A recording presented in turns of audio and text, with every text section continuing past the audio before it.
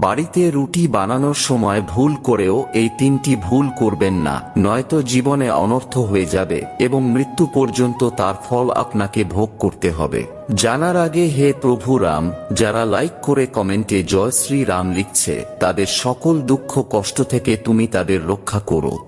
Number 1, রান্নাঘরে এসে কখনো হিসাব করে রুটি বানাতে নেই। এমনটা করলে তা দারিদ্রতাকে নিমন্ত্রণ জানানো হয়, তাই রান্নাঘরে 2-4টে রুটি বেশি করেই বানানো উচিত। তাছাড়া এতে মা অন্নপূর্ণাও খুব খুশি হন। নাম্বার 2, রান্নাঘরে ভুল করেও কখনো বাসি আটার রুটি বানাবেন না। এতে করে পুরো পরিবারকে রাহুর গ্রাস সহ্য করতে হয়, যার কারণে স্বামী স্ত্রীর মধ্যে ঝগড়া হয়।